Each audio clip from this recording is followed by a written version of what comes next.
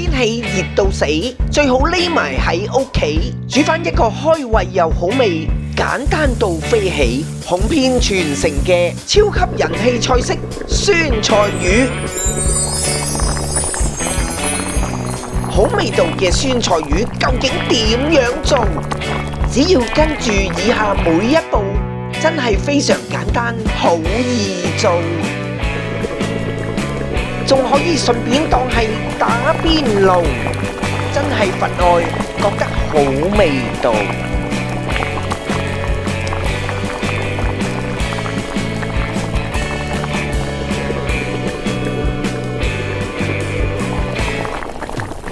Hello， 大家好，又係我一家之主。今次呢個酸菜魚簡單又易煮，只要搞掂啲味道，揀啱合適嘅靚魚，一陣就可以做起呢個美味嘅酸菜魚。酸菜魚起初以為好難做，皆因唔知點樣處理啲味道，尤其係挑選鹹酸菜呢一步，又冇牌子冇剩，都唔知佢係乜嘢味道，仲有其他嘅配料，樣樣濕濕星星，煮完一定有剩，之後唔記得咗剩翻幾多，總之到最後都係嘥咗。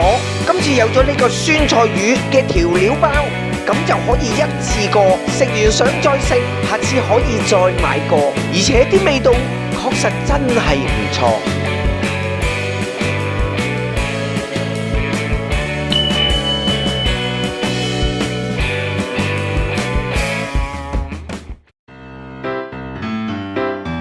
搞掂咗啲味道，接住仲有啲乜嘢做？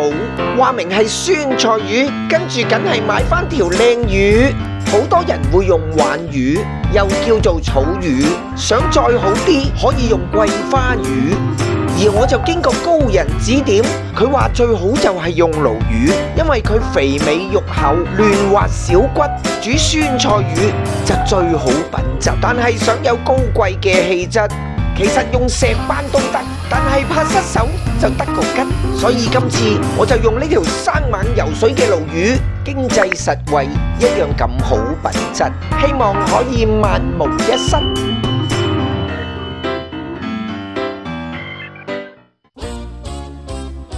基本嘅材料買好咗，再買埋其他少少嘅配料。如果打邊爐嘅話，可以隨便喜歡加自己中意食嘅材料。煮呢個酸菜魚，有咗呢個調味包，其實真係好易搞。喺個調味包嘅背後，已經簡單寫好晒所有嘅步驟。最大嗰包係酸菜包，一陣攞嚟炒一炒，跟住係調味包，一陣煮滾啲酸菜湯，就倒晒佢落去攪幾攪。再嚟呢一包係辣椒包，喺最後調味嘅時候唔怕辣，可以落晒成包，剩翻落嚟最細嘅呢一包，有咗佢醃魚片就非常易搞。講完呢個調味包，跟住就嚟睇下條魚點樣搞。首先我就洗乾淨條魚，再起肉慢慢切片煮。唔想麻煩嘅話，可以叫賣魚嘅師傅幫你起肉切片，咁就會更加方便。我就喜歡將條魚洗乾淨啲，雖然功夫係多啲，但係自己起肉切片，食起上嚟感覺會好啲。魚片要切得好，首先要有把鋒利嘅刀，唔係切嚟切去都切唔到，咁就真係非常糟糕。開始切咗個魚頭先，再將佢切開兩邊先，一陣就會比較容易煎。再喺魚背由頭到尾落一刀，沿住中間條魚骨慢慢再落刀，片魚肉先至會順利起得到。再反轉條魚，喺魚尾向魚腹再界多一刀，跟住順住條魚骨慢慢再落刀，好快一片魚柳就起到。起到片魚柳之後，將腹部有骨嘅位置片佢出嚟，切細佢，一陣就可以連埋魚頭一齊煎香做魚湯。跟住另一邊嘅魚柳，用反轉嘅方法，從魚尾介到魚頭。其實方法都大致一樣，我就唔講咁多，一於快快手起埋呢片靚魚柳。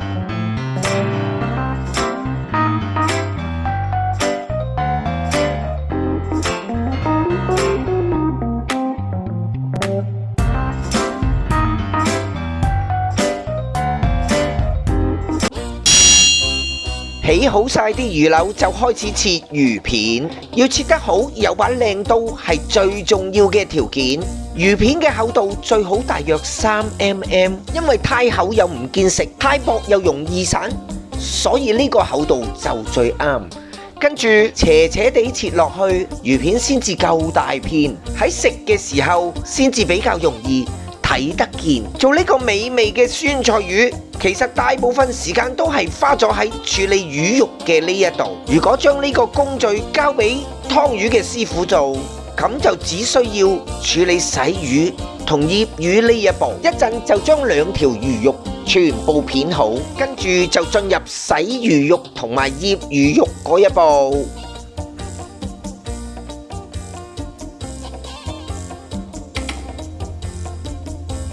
首先同大家分享洗魚肉最好點樣做。洗魚頭同魚骨係第一步，加啲鹽，落啲啤酒，跟住落手起勢兜佢幾兜，大約1分鐘左右，啲魚腥味就全部清走。再用清水沖乾淨晒之後，擎乾水，等佢唞一唞，跟住啲魚片亦都用同樣嘅方法清洗乾淨，去除腥味，做好一切嘅準備。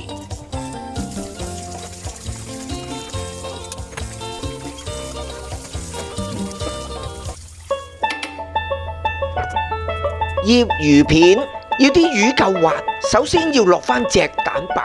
再將醃魚片嘅配料包倒晒落個碗度，最好再加少許啤酒同生油，攪拌均勻之後，將啲擎乾咗水嘅魚片倒晒落個碗度，慢慢攪拌均勻，咁就可以將味道慢慢吸收。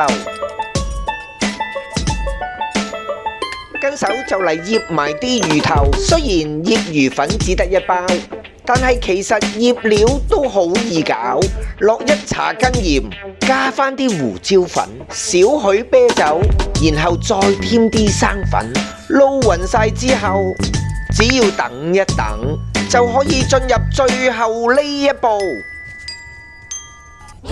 煮魚湯。煮魚湯首先要燒紅隻鑊，落返幾片薑，慢慢放好啲魚頭同魚尾，跟住轉返中火。第一個步驟就算係搞掂咗。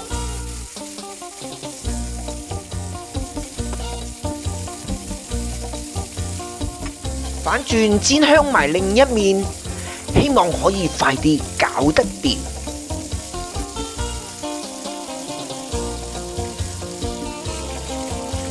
見啲魚慢慢煎到金黃上晒色，我嘅心情都開始有啲激，一路都諗住幾時至有得食，唔好淨係掛住食，記得留返隻鑊中間嘅位置，煎埋啲鹹酸菜配料，令到啲魚肉美味增添不少。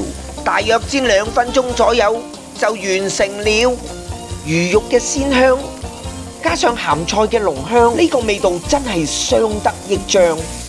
加埋大約1.5公升嘅熱滾水，鹹酸嘅香味已經令我流晒口水，忍唔住想快啲品嚐佢。再煮多一陣就好快脆。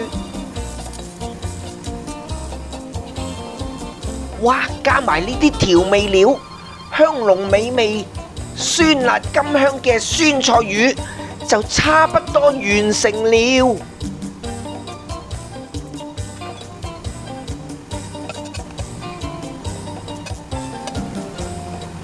最後落埋呢啲簡單嘅配料，等啲湯再滾起，就可以將佢哋全部兜起，剩低香濃嘅魚湯。大火一滾起，嫩滑嘅魚肉就可以放晒落啲湯度滾起佢。但係要記得灼呢啲魚片嘅時候不能太心急，只可以慢慢拌勻佢，灼一陣就得。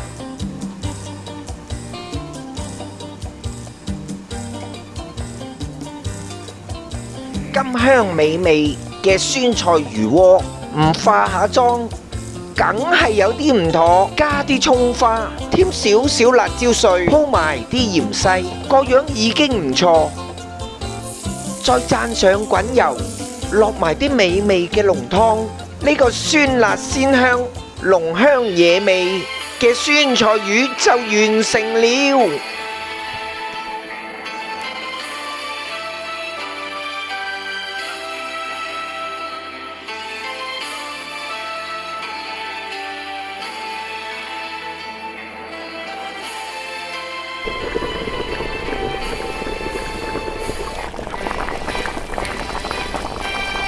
呢個超級人氣好味嘅酸菜魚，有咗呢個湯包，原來咁易煮，以後想食唔使再去排隊，可以自己煮。